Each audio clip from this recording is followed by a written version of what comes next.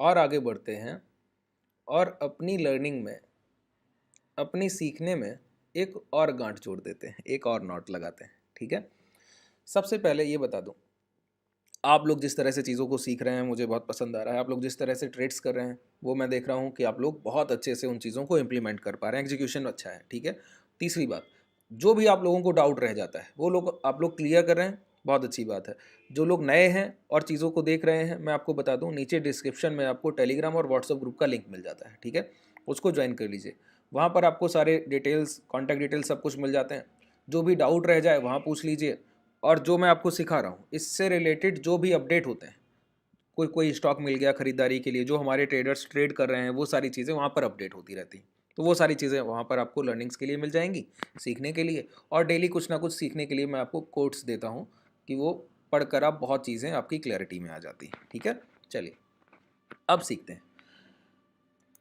Buying का एक बहुत रियलिस्टिक प्रोसेस होता है और इसी तरह सेलिंग का भी एक बहुत रियलिस्टिक प्रोसेस होता है। ठीक है, बहुत ध्यान से सुनिएगा।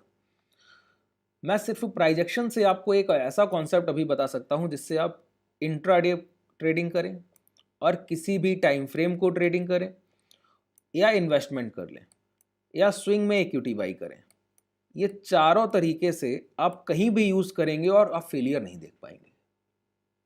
कहीं भी यूज़ करेंगे फेलियर नहीं देख पाएंगे, इस तरह का प्राइजेक्शन। ठीक है, और सिर्फ भाव को पहचानने की एक ऑथेंटिक अप्रोच, रियलिस्टिक अप्रोच, बस और कुछ नहीं। होना क्या है ज़रा समझिए, जो मैं बता रहा हूँ बस उस कॉन्सेप्ट को समझिए क्या होता है। जैसे टाइम फ्रेम में 10 मिनट या आप कोई भी ले लूँगा, अभी जब समझाऊंगा तो ले लूँगा, और बड़े टाइम फ्रेम पर भी चीज़ों को मैं अच्छे से बैक टेस्ट कर दूंगा। आप लोगों का शिकायत रहता है, आप लोग जब डाउट पूछते हैं ना कॉन्टैक्ट करके, तो आप लोग कहते हैं कि एग्जाम्पल्स बहुत कम दिए। देखिए एग्जाम्पल मैं सिर्फ एक ही कार्ड बताता हूँ, हिस्टोरिकल डेटा से कुछ नहीं होना है, मैं बस आपका समय ले जाऊँगा, उस 15 मिनट में अच्छी बातें करूँगा, आपको जो लर्निंग्स होंगी वो आपको समझाऊंगा। एक ही कॉन्सेप्ट समझा के उसकी इनसाइट की बात ना करके मैं आपको उसी का हिस्टोरिकल डेटा चाहिए।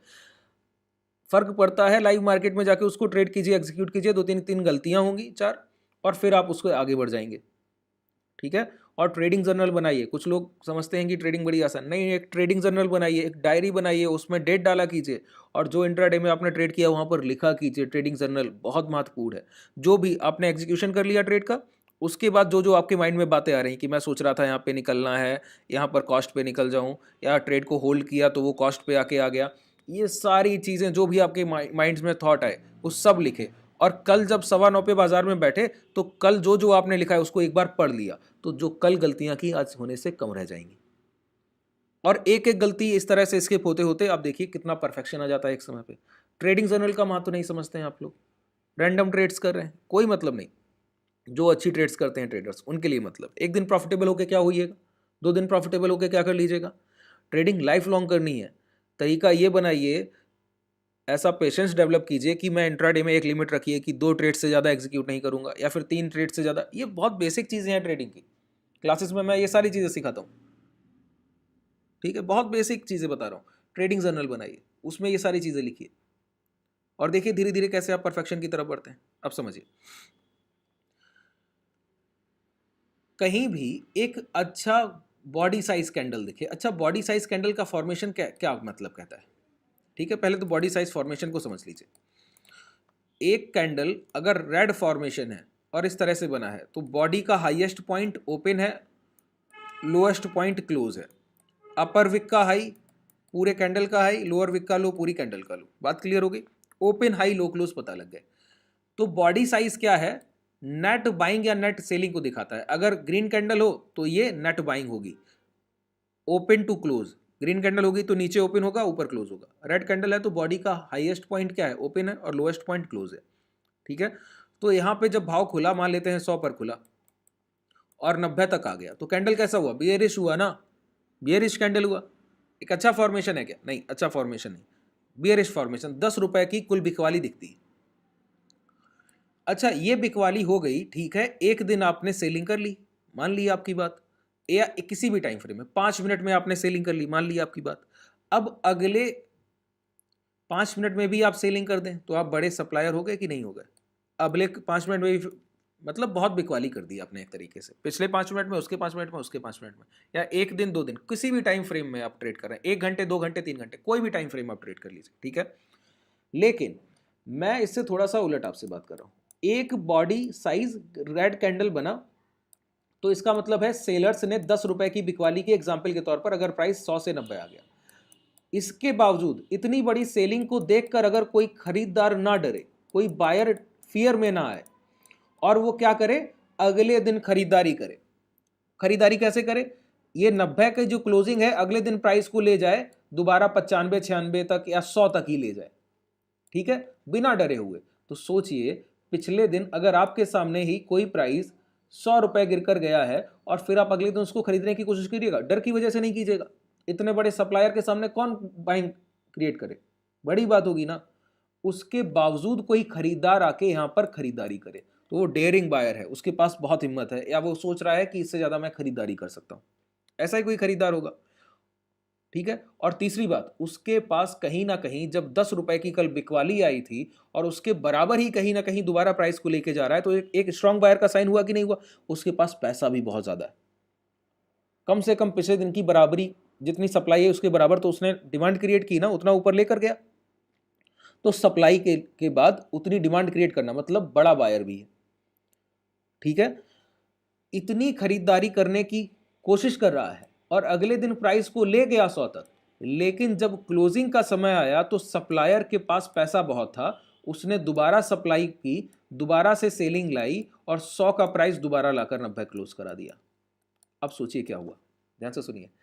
ये सिर्फ सेलर नहीं है, ये अल्ट्रा स्ट्रॉन्ग सेलर है। ये सिर्फ बिकवाल नहीं है, ये बहुत मजबूती के साथ बिकवाली को दर्शा रहा है। क्या किया इसने, इसने पहले बिकवाली की, सिर्फ बिकवाली की, पिछले दिन खरीदार नहीं थे ज्यादा, अगले दिन खरीदार बहुत थे, उन खरीदारों को काटकर फिर उतनी ही बिकवाली की, फिर उतनी ही बिकवाली की। सोचिए, इतना पैसा लगाया उसने, बड़े बायर के सामने भी पैसा लगाया। अब यहां पे दो चीजें होंगी, पहली ये कि जो सेलर्स को पहचान गए कि कल जितना बेचा और आज खरीदारों ने उतना खरीद लिया था, फिर भी वो डरे नहीं, उतना फिर से बेचा, तो बड़ी सप्लाई आ गई, बहुत बड़ा पैसा लगा, डबल पैसा लगा। उतना ही प्राइस गिराने में 10 रुपए कल गिराया, आज फिर वही दोबारा गिराना पड़ा है, ठीक है। तो बड़ी सप्लाई क्रिएट की गई, बड़ा पैसा फंड यूज हुआ, बड़ा शॉर्ट सेलिंग हुई, ठीक है। तो सेलर बड़ा है, पहला आइडेंटिफिकेशन। दूसरा आइडेंटिफिकेशन, जब एक खरीदार इतने बड़े सेलर के सामने आया और वो टिक नहीं पाया, तो अब दोबारा इतने बड़े खरीदार आएंगे क्या, नहीं आएंगे। मतलब अब सप्लाई तो आ गई है, बड़ी सप्लाई आ गई है, सेलर्स का आइडेंटिफिकेशन हो गया कि बड़े सेलर है, और अब ये भी पता है कि अब दोबारा कोई जल्दी खरीदने की हिम्मत नहीं करेगा, इस भाव पे तो नहीं करेगा, गिरावट के बाद निचले स्तर पे कर सकता है। बात क्लियर हुई जो समझे, ठीक है। तो अब इन दो कैंडल्स के कभी भी कंबाइंड लो ब्रेक हो जाए तो क्या कीजिएगा, शॉर्ट कीजिए, इमीडिएट टारगेट देगा, इमीडिएट, तुरंत प्राइस गिर के जाएगा, ठीक है। अच्छा, इसी तरह एक बुलिश फॉर्मेशन होता है, एक बिग बॉडी साइज अच्छा स्मार्ट कैंडल बनता है और अगला कैंडल फिर गिर के आता है नीचे की तरफ और जाके ऊपर क्लोजिंग दे दे, तो खरीदारों ने पहले खरीदारी की, बिकवाल ने पूरा बेच दिया, लेकिन बायर्स ने फिर खरीदारी करके ऊपर क्लोज करा दिया, तो डबल बाइंग हो गई, एक ही जगह पर ओवरलैप बाइंग है। और सेलर्स को दूसरी बार तो सेलर्स को काट कर बाइंग आई है, इतने बड़े खरीदार को देखकर, और जहां पर सेलर्स एक बार सेलिंग इतनी बड़ी कर चुके हो, दूसरा कोई सेलर इस प्राइस पे बेचने की हिम्मत करेगा, नहीं करेगा। अब प्राइस इन दोनों कैंडल्स के कंबाइंड हाई निकलेंगे तो मोमेंटम देगा, ऊपरी स्तर पर जाकर सेलर सेलिंग करेगा, उसके पहले उसकी हिम्मत नहीं अब दोबारा बिकवाली कर पाए, ठीक है। अब दोनों फॉर्मेशन में आपको दिखाता हूँ, बैंक निफ्टी में आते हैं, ठीक है। बैंक निफ्टी के प्राइजेक्शन को देखिए, ये गुजरात गैस, ये बैंक निफ्टी मिल गया, ठीक है। ये बैंक निफ्टी का प्राइजेक्शन है, कौन सा टाइम, 15 मिनट का टाइम फ्रेम ले लेते हैं, चलिए। देखिए, जिस तरह से मैं आपको समझा रहा हूँ, बिल्कुल क्लैरिटी के साथ इन चीज़ों को ट्रेड किया कीजिए। कभी भी जब भी शॉर्ट सेलिंग के प्राइजेक्शन बन रहे होंगे, इसके अलावा कोई दूसरा प्राइजेक्शन नहीं होगा, ठीक है। इसके अलावा कोई दूसरा प्राइजेक्शन नहीं होगा। जब भी बाइंग्स बन रही, बायर्स आ रहे होंगे, इसके अलावा दूसरा प्राइजेक्शन नहीं होगा। तरीका भाई कुछ नहीं बदलना, समझिए।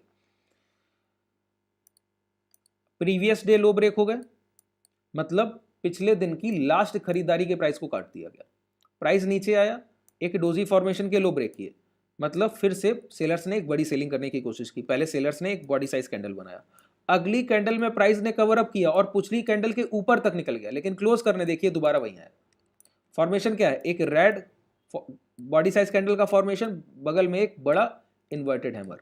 हाई का स्टॉप लॉस डालिए, शॉर्ट कर दीजिए। प्राइस ने लो क्या लगा दिए, 48,100 के। ये प्राइस क्या है, यहाँ पे अगर शॉर्ट कर रहे हैं 48,270, 170 180 पॉइंट्स का मोमेंटम इन इंट्राडे। इंट्राडे में 170-80 पॉइंट्स का मोमेंटम। ठीक है, बिल्कुल क्लैरिटी आ गई।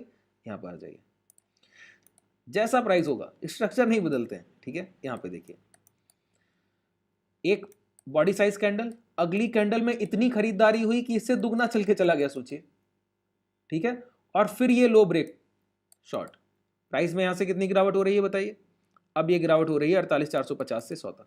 ठीक है, अच्छा यहाँ पे बाइंग का ऑर्डर देख लीजिए, कुछ नहीं बदलता है। मैं फिर बोलता हूँ, बाइंग और सेलिंग के तरीके कभी नहीं बदलेंगे। एक खरीदारी बॉडी साइज कैंडल से, अगली बार प्राइस वहीं तक गिर कर आया, दोबारा जाके ऊपर जाके क्लोज करा दिया, मोमेंटम उठा तो प्राइस कहाँ तक गया, यहाँ से देखिए, इसके जब हाई निकले 4870 से प्राइस ने हाई क्या लगाया 48,600 का, 400-500 पॉइंट का मोमेंटम। चले बड़े टाइम फ्रेम पर देख लेते हैं। ठीक है, इंट्राडे में ऑप्शन बाइंग, इससे बेहतर कोई तरीका हो सकता है? इंस्टेंट आपको सप्लाई दिखता है, इंस्टेंट आपको बायर दिखता है। ठीक है, इससे बेहतर कोई तरीका दिखेगा क्या? नहीं, कभी नहीं हो सकता।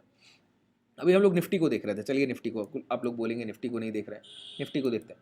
कोई दूसरा टाइम फ्रेम ले लूँ या इसी पे कर लूँ? चलिए इसी पे कर लेता हूँ, आप जैसा बताएंगे वैसे कर लूँगा।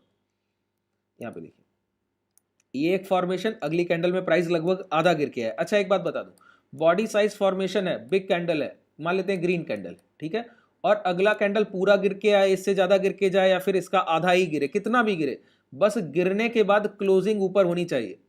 ठीक है, बॉडी साइज इतना बड़ा है, इसका आधा फॉर्मेशन हुआ, ये भी अच्छा कैंडल है। बॉडी साइज इतना बड़ा है, इसका पूरा फॉर्मेशन हुआ, ये भी अच्छा कैंडल। ठीक है, अब ये दो कैंडल बन गए, इनके हाई निकले, लॉन्ग कीजिए। अब प्राइस लौट कर आएगा क्या? नहीं आएगा। बात क्लियर हुई? जब आप इस तरह से ट्रेड्स को देखने लगते हैं, आपको ट्रेडिंग को देखने का तरीका ही बदल जाता है।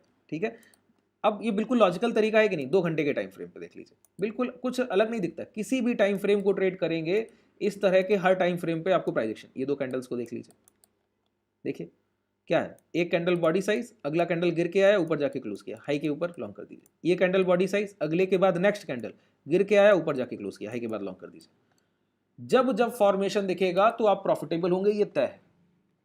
ठीक है, तो मैंने क्या बताया, मैंने बायर और सेलर की बस पहचान बताई है कि ये बायर है और अल्ट्रा स्ट्रांग बायर है, मतलब सिर्फ खरीदारी नहीं कर रहा है, बिकवाल को काट कर खरीदारी कर रहा है। अब देखिए प्राइस एक्शन कितना सिंपल हो गया। इसके लिए अगर चार्ट आप नहीं भी देखें, अब सोचिए कोई प्राइस कल के दिन 100 से 105 चल के गया, चार्ट आप नहीं देख रहे हैं, ठीक है, 100 से 105 चल के गया, और फिर गिर के अगले दिन 12-1 बजे तक जब बाजार खुला तो 105 से गिर के 100 के लो लगा गया, और जब 3 बजे 3:30 बजे क्लोजिंग देख रहे हैं तो फिर जाके 104, 104.5, 105 पे हो रही है।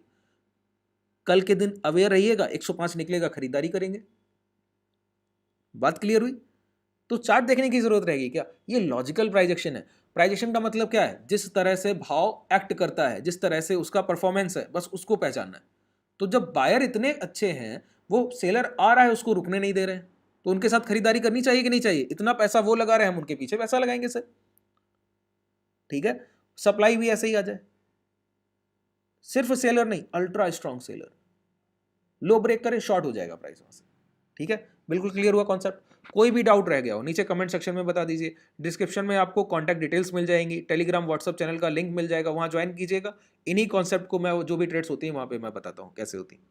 ठीक है, चलिए शुभ रात्रि, धन्यवाद।